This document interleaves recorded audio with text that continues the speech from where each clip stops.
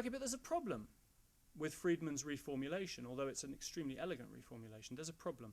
And that is that what he talks about here is the attitude of the text itself. And he does this as a way of trying to avoid either questions of authorial intent, which is always a very mucky area and a black box, and certainly not the kind of be-all and end-all of a reading of a text, or reader subjectivity. So he talks about the attitude of the text itself. And the problem with this is that the text, of course, has no attitude.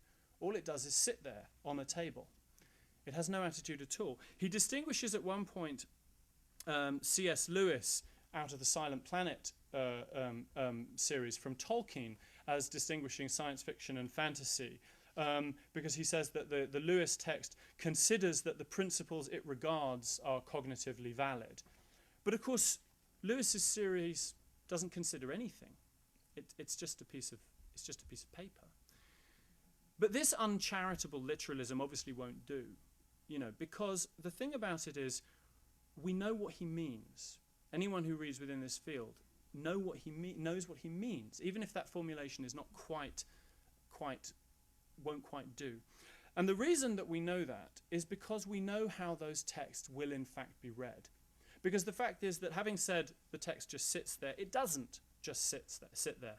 It sits there in its having been writtenness and its being readness.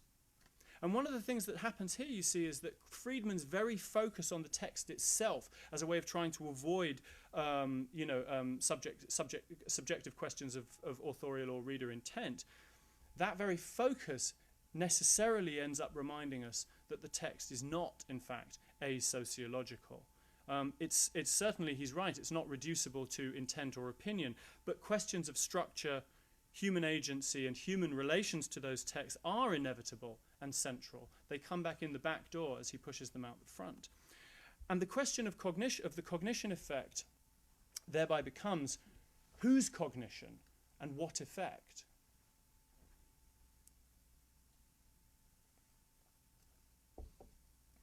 So,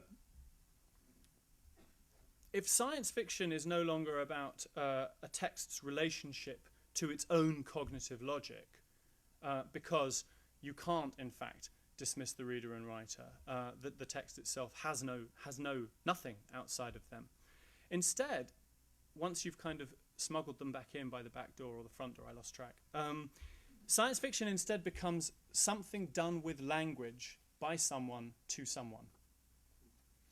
And again, this is not a new insight. This is an old insight. H.G. Wells, who will appear repeatedly in this talk as the proto-hero of this narrative, he said, as a writer, his job was to help the reader to play the game properly, to, quote, domesticate the impossible hypothesis with some plausible assumptions.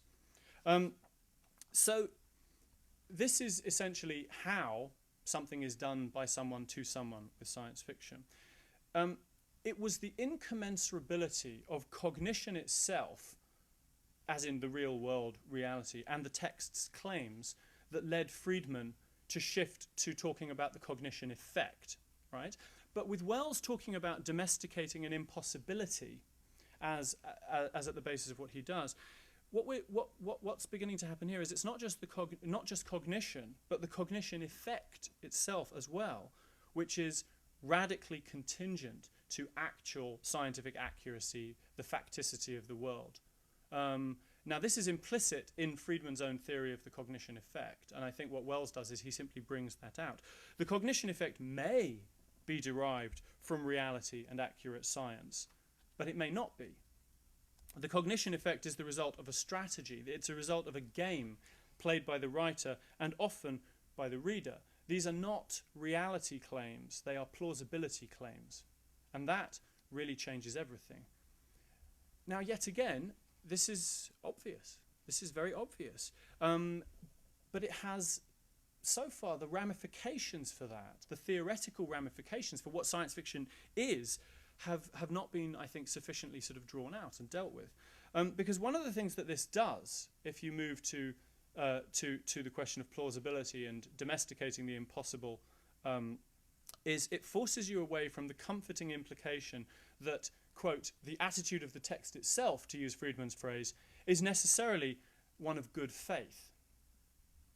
And here we see a peculiar nostalgia, because plenty of these arguments, which are designed to state why incorrect science does not invalidate science fiction from being science fiction, plenty of these arguments stack the decks by in fact talking about mistaken science.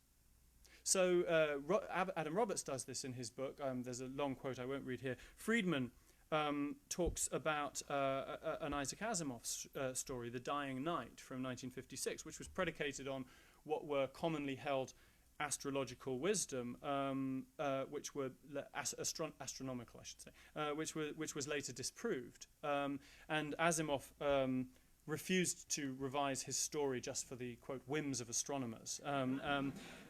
Quite rightly. And Friedman admires this anecdote and says that this doesn't mean it's not science fiction. And the reason it doesn't is it doesn't undermine the cognition effect. But because what he's essentially saying is that, this was in fact cognitively organized at the time it was written. But he's doing this in a way that, this was perceived as true. And it's a very strange argument for the cognition effect not being a corollary of cognition that uses an example that was. And this repeatedly happens in the argument for the cognition effect. Adam Roberts does the same. This repeatedly happens. What about that science fiction that always knows its assumption is untrue?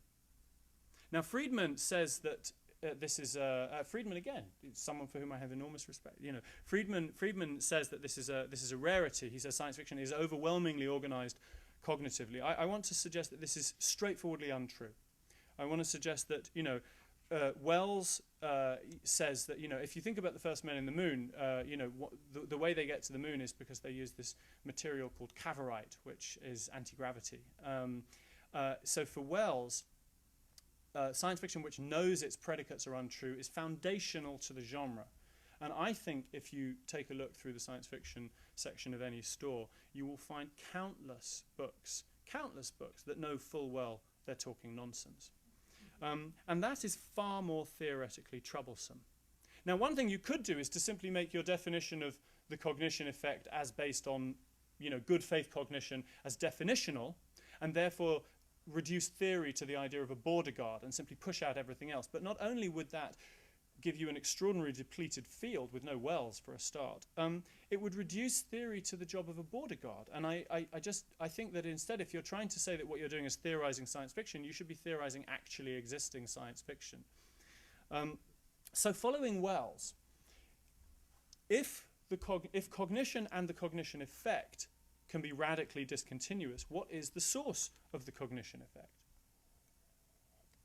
Because, as I've said, that effect can be shared across the field, from books that are scientifically accurate through to books that are mistaken but were believed at the time, through to the wildly ridiculous. And they can all share the cognition effect.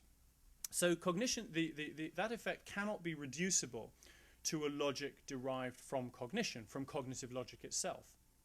And again, I want to stress that all of these conclusions, with the help of Wells, but I'm not bringing in new stuff here, this is simply by following through the logic of the Suvinian position itself.